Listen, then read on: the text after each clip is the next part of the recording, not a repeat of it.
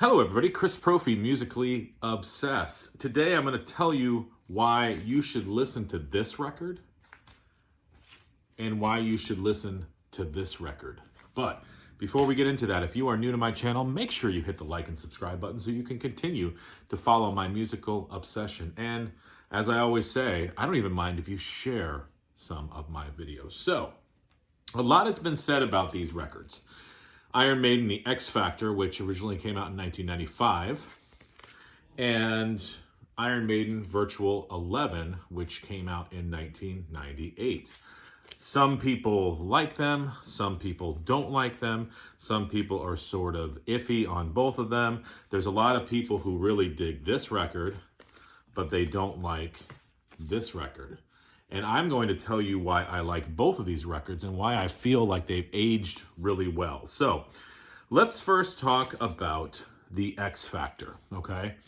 As I said, this came out in 1995. This was the first album to feature Blaze Bayley on vocals, and Blaze came from the band Wolfsbane. Now, this whole album has a dark feel to it.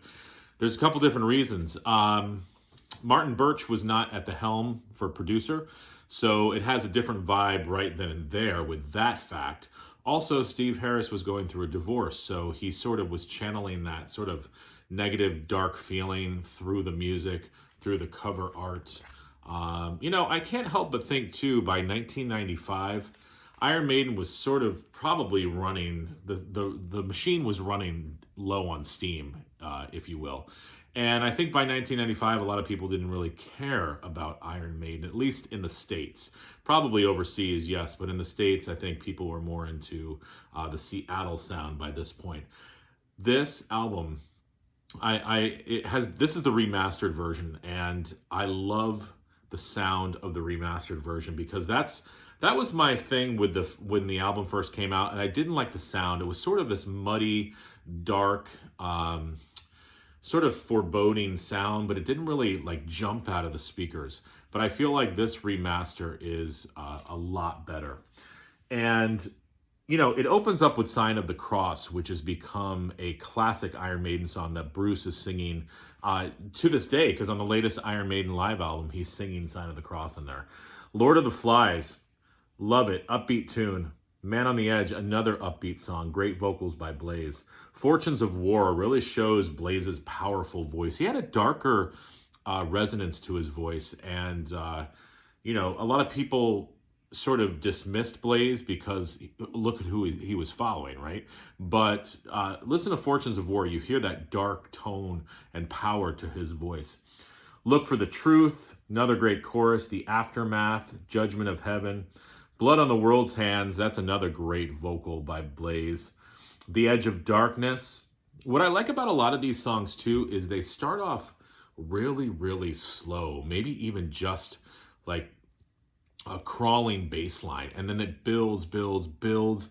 And a lot of times, like, these fast movements come out of nowhere. I think it sort of keeps it interesting. And this is one of those albums, like, I hear a little different something every time I listen to it. 2 a.m., what was great about this record, and they started doing this more on Fear of the Dark, I want to say. They were sort of writing along themes that sort of everybody could identify with, right? I mean, originally, Maiden was singing Hallowed Be Thy Name and Rhyme of the Ancient Mariner and Number of the Beast, and we all thought that was awesome, but, for some of us, it's hard to identify with those sort of themes. But 2 a.m., Blaze is talking about coming back from a concert at 2 a.m., sitting on the couch, opening up a beer, and he's literally singing these words. So sort of a relatable topic, and anybody who's sort of going through tough times and boredom and depression, a song like 2 a.m. is really going to hit home. And lastly, The Unbeliever, which is over 8 minutes long. The songs are longer. The songs are drawn out. They are dark. But the remaster remix of this album really brings out the sonic, goodness of this record. And I love Blaze's vocals. I've always loved Blaze. I like Blaze in Wolfsbane. I like Blaze when he was with Maiden. And I also love all the post-Maiden stuff that Blaze has done. Here's my only thing with Blaze. As I told you, he has a different vocal quality. He has a different range than Bruce Dickinson. So sometimes when Blaze is trying to sing those Iron Maiden songs where Bruce was like in the heavens with his vocals, Blaze has some trouble because it's just not in his range. He's a great singer. I just think sometimes, trying to do some of those early Maiden songs, it was tough for him. He's really good, though, on the Paul Di'Anno type stuff, too, because Paul Di'Anno sort of had a lower, sort of a punk quality to his voice. So Blaze was good at singing songs like Wrathchild and things like that. Next, in 1998, Virtual 11 came out. Now, when this came out, I actually liked this better than the X Factor. And I think I still do like this a little bit better than the X Factor. It was a little bit more realized. The songs were a little bit more focused. It had a brighter sound even back then. This is the remix and remastered version. It opens up with Future Real, which is just a great in-your-face song. It's in and out in about 3 minutes. Perfect opening.